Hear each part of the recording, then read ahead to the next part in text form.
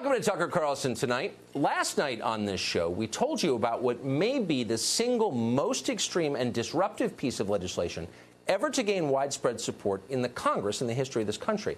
It's called the New Way Forward Act. It's before Congress right now and has been for almost 2 months.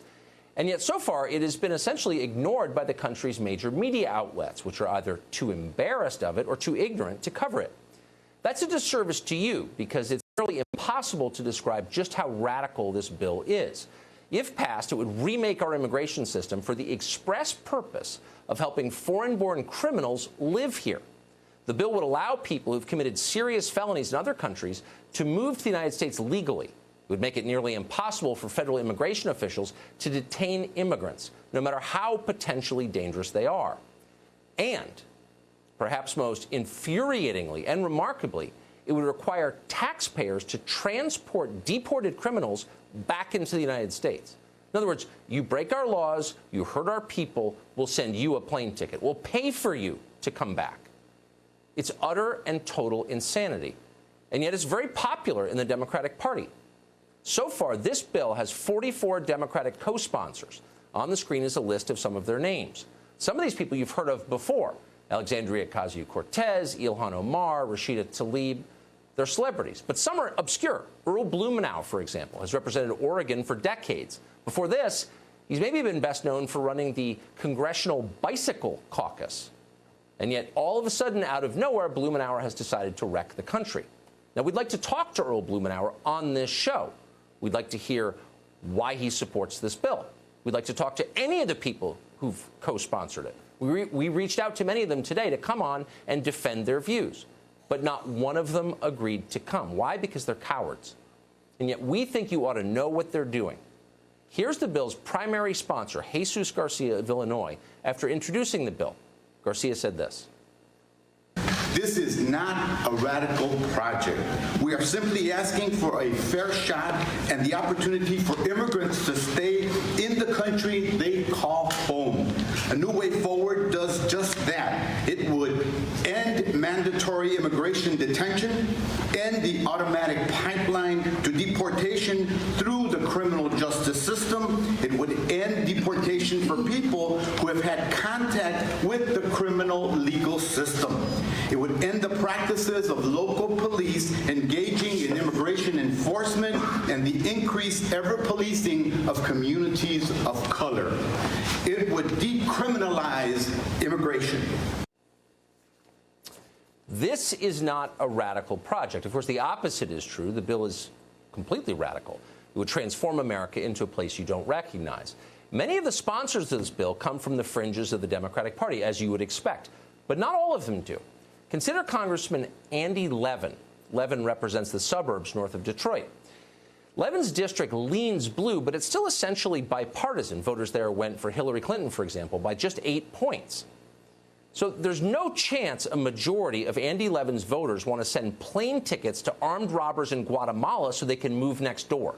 And in fact, nobody wants that, no matter what they claim on Twitter.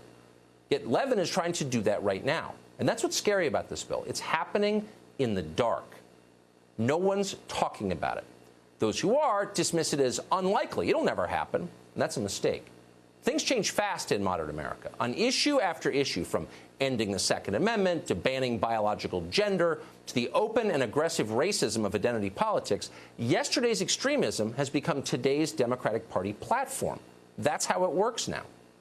4 years ago, when Bernie Sanders mounted his first campaign for president, Vox.com pressed him on why he didn't back open borders for the world. Sanders responded this way, quote, "No, that's a Koch brothers proposal, which says essentially there is no United States. It would make everybody in America poorer," end quote. Of course, Sanders was entirely right, and for that crime, he was savaged by Vox and all the other angry children in wokedom. Resisting the abolition of the United States was, in their view, needless to say, proof that Sanders was a hardened bigot, a racist. 4 years later, Sanders has become obedient. His new platform contains all the usual open borders rhetoric, ending all deportations, abolishing ICE, giving a blanket amnesty to all illegal aliens in the country. Now, a New Hampshire voter recently asked Sanders why his views had changed so radically. The man who once called lax immigration enforcement a Koch brothers conspiracy just 4 years ago suddenly sounded very much like a Koch brother himself.